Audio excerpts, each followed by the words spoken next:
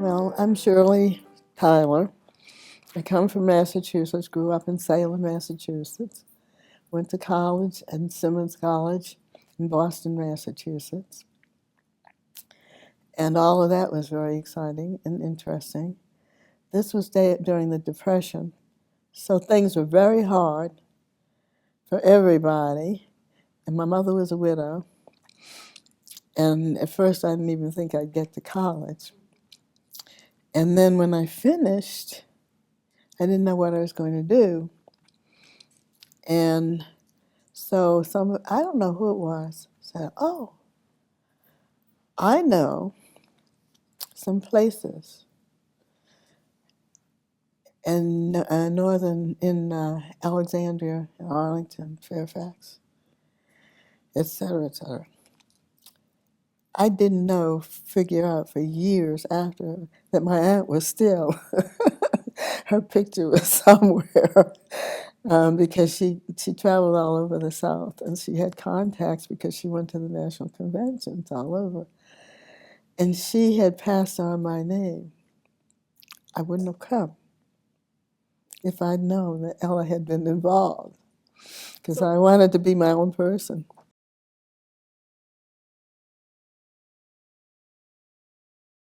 And I guess I was following somewhat in my Aunt Ella's footsteps because she was an educator back when the South was segregated, and she used to go all over the South helping give them advice about what to do to desegregate their schools.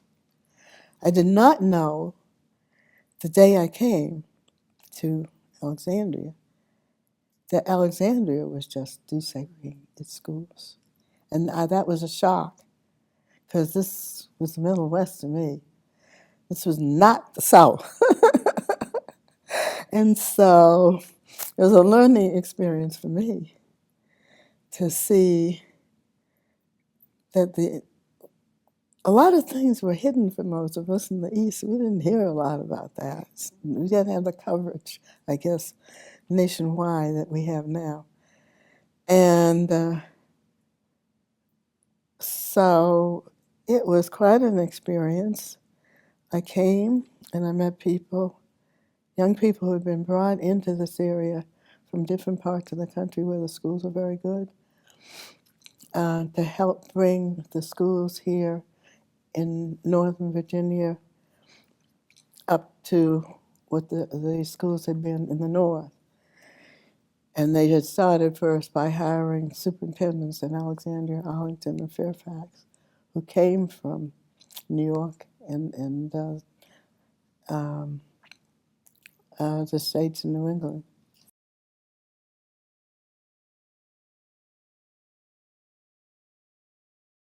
That was my first experience of teaching. And I couldn't have done that in the public schools because I wasn't certified to teach.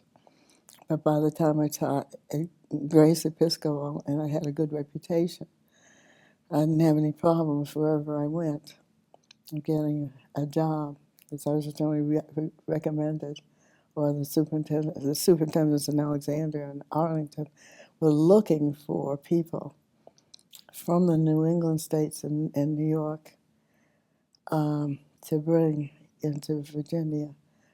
And they had come from the East, and they were determined that when the schools opened up, we were going to bring them up to the East Coast states. It was a shock to me that at that time I didn't know the Northwest was segregated.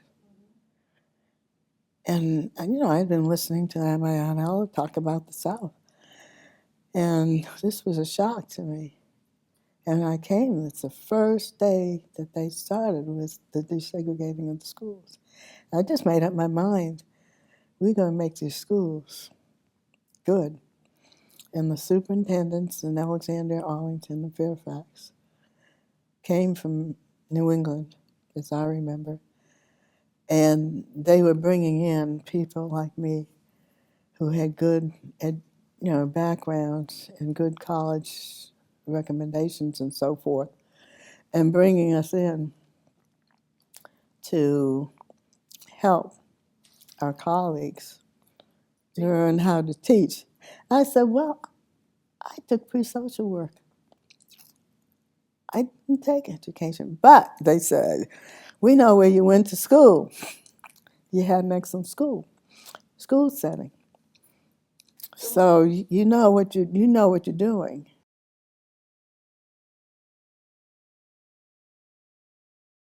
But it was a good school board. Most of the people that were brought in were from the north. It had good. The men were mainly leaders, the superintendents and the principals, and they had excellent educations. And they helped, determine who was going to come in and what the places were that people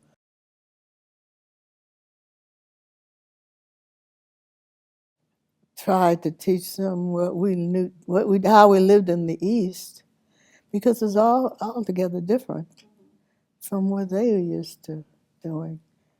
The students had been used to going to segregated schools.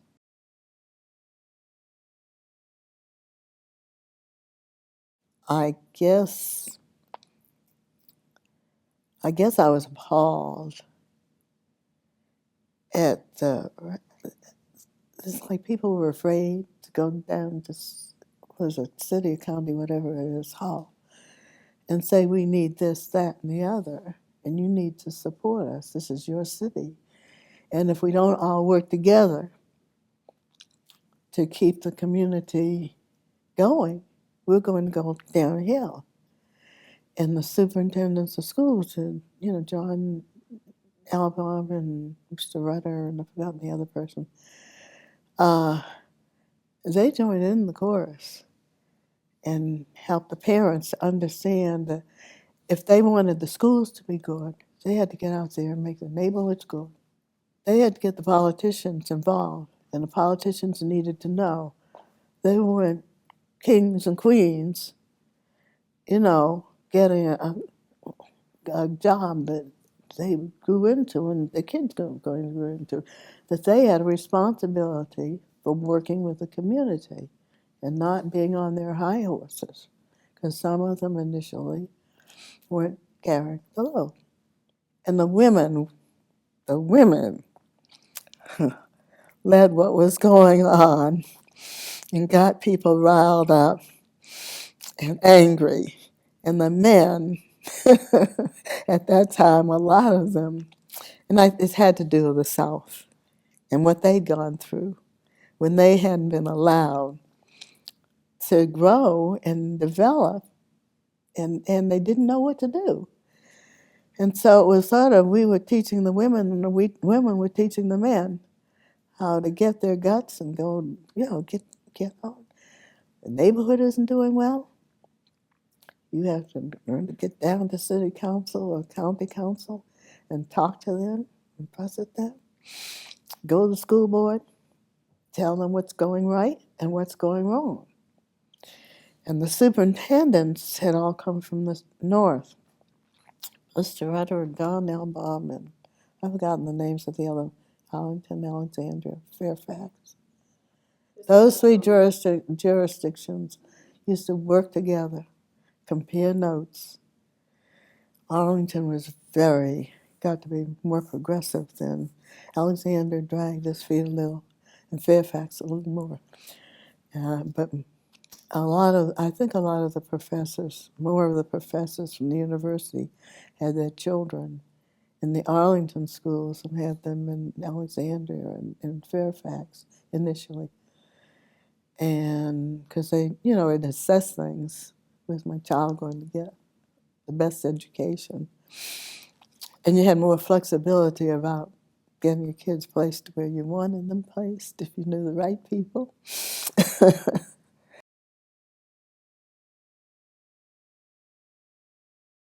People talked about Alexandria and this part of the world as though it were the Deep South because they'd had segregated schools and so forth. And what I learned was, no, they were different. That people had come from Europe and many of them highly intelligent and professors. There were professors from the university and so forth.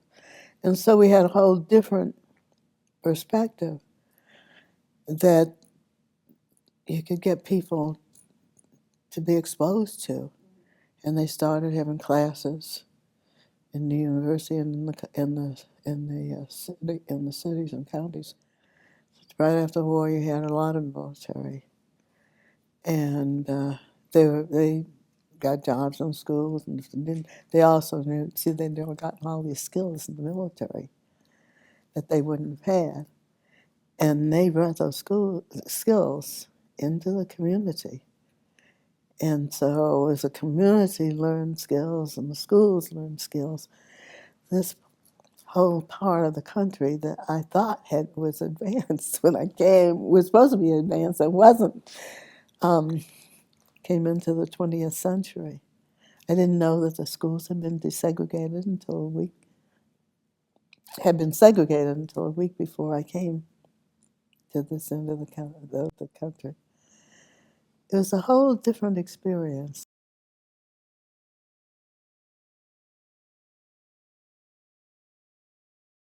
Is it my parents, pastors? I grew up in Massachusetts, and that probably is part of the key. Because in I found out that we probably were more advanced in many, many ways in Massachusetts than they were even in New York State. We were less snobbish, more outgoing. We had people coming into Massachusetts from every section of the world, the ships and everything, and having a lot of coastline from Maine all the way down to Connecticut helped, because people would come in, sometimes they come in illegally, sometimes they come in legally, and they come in and you had MIT, Massachusetts Institute of Technology, and Harvard, and Simmons, where I went to college, and places in New England where we were taught to get training in some profession, but also to reach out to the community and share the gifts that you've learned on your job that other people can use, and share what you have with the rest of the community. And the community is Massachusetts. It's your state. It's your country. It's the world. I don't think I'm a religious fanatic, but I guess somewhere along the line, God was involved in leading me where I went. Because my mother was a widow. It was Depression time when I went to college, no money. And yet I got to Wisconsin, and then I got to Minnesota, and down to Texas, and all of a sudden I was going different places around the country. I didn't travel overseas, but people were coming from all the countries overseas. And so, if my mother had money, I would have gone. But I was exposed to those people, and they were writing home and everything. So I said, in a way, I have a link. And the church, I'm Episcopalian, the Episcopal Church is a blessing to me, because they were doing a lot of things. Between what my mother did, my father had died before my youngest brother was born. Between what my mother did, the community did, the church did. I had an Aunt Ella who worked in the South, and when it was still segregated, and she was doing things, and she'd come and share what she was doing, and she'd bring me books and everything. And I was learning from what she was doing. And I guess because of, we had an organization developed after the war called the National Student Association. And I got involved in that. And again, I think it's just the good Lord. And I learned from the military men and women the things that they were doing at home and abroad and the skills that they needed. And I could pass some of that information on because they were doing, the men were in all kinds of industries within the military. And you could say, you want to be an engineer, blah, blah, blah. You want to do this, you want to be a nurse, you want to teach. Look and see what the military has to offer. It's something to start you out. And so military. I said, you'd be surprised. The military is not what you've been reading about in some of the books and hearing about. The military has changed, and they're stretching out, and they have social conscience, and they're doing a lot of positive things for people in this country. And that was a whole different perspective for some people. The military to them was just sailors and so forth, getting ready to go to war. I said, we can't have war all the time in terms of going to countries and destroying countries. We have war and poverty, and that's what they first called it. I think the war and poverty started, and I thought it was a great title because poverty isn't the kind of problem in today's world. It's not that some people don't have a lot or anything, but poverty is not what it was before and during World War II and before World War II. My mother was a widow. I knew what poverty was.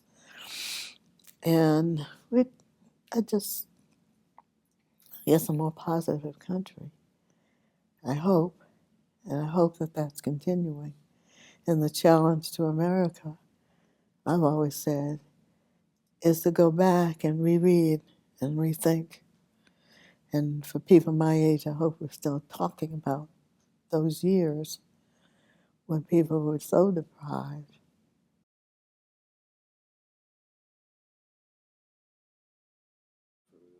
No. If you get Americans involved in something and they can see that it's going to improve their community and their way of life and be helpful for their children and the elders and so forth, you can get it done.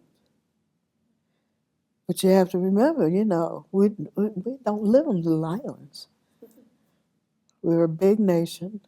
We have a lot of responsibility, but we still have a lot of resources.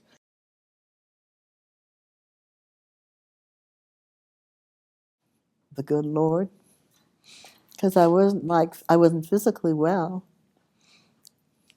so I just had to, you just take life as it comes. And my mother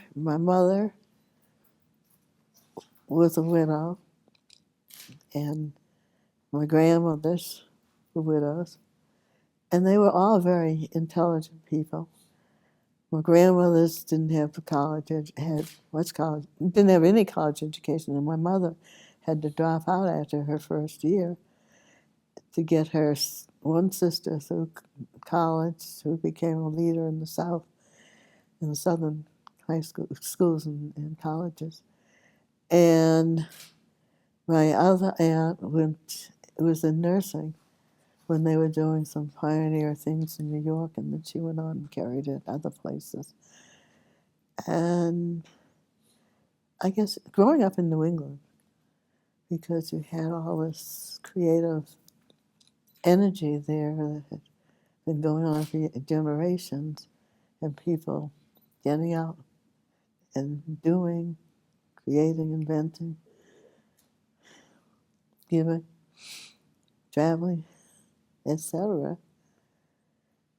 And then having a family that's so supportive. They've grown up in their way to be leaders too.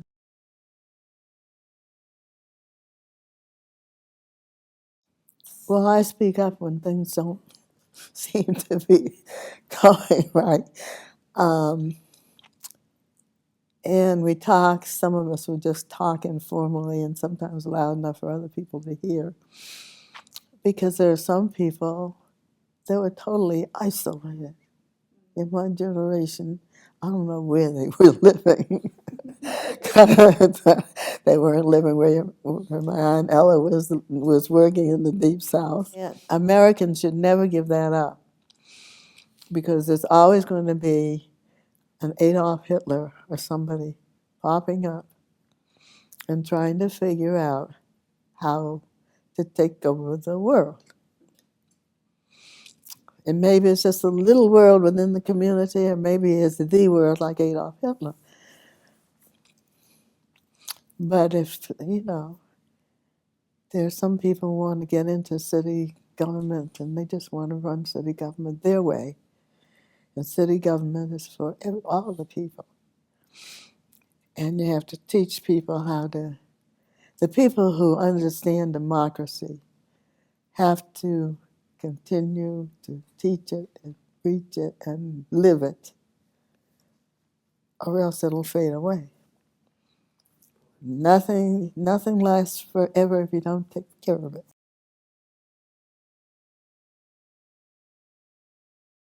Well, the professors in the colleges and universities and the teachers in the high schools need to let these young people know you don't get nothing. Some of the people in my neighborhood would say, you don't get nothing for nothing. And we have to protect everything. This is a great country.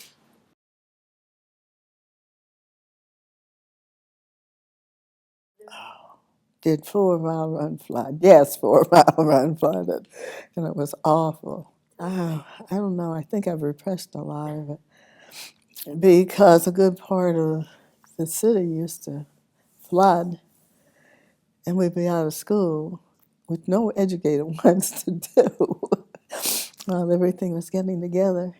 They were difficult times.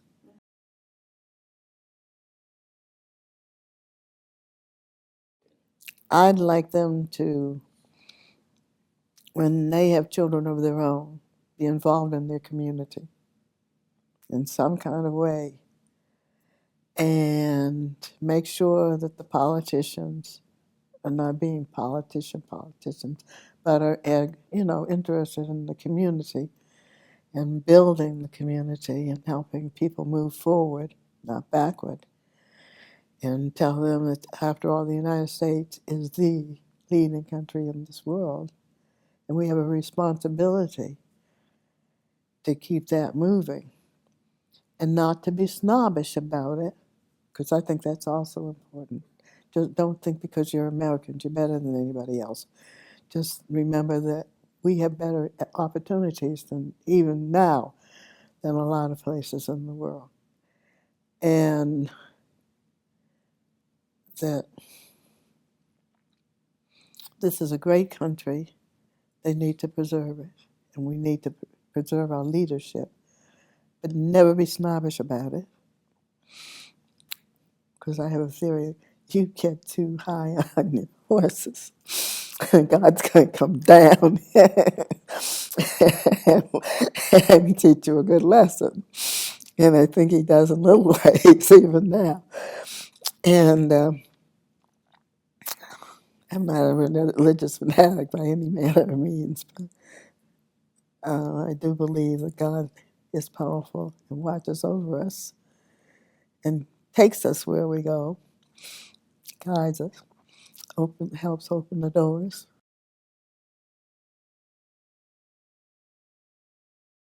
We can all be pioneers, leaders for change, if that change needs to be made.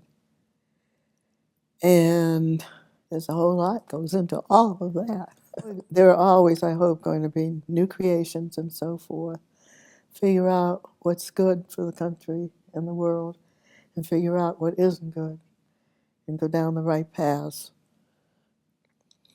to continue to, one, I'm very patriotic, keep the United States in the forefront, because we have people from all over the world, and we've learned to be tolerant, more tolerant than people are still in a lot of parts of the world, in my judgment. And just keep learning and creating, inventing, mining, teaching, everything, and keep this country in the forefront of leadership.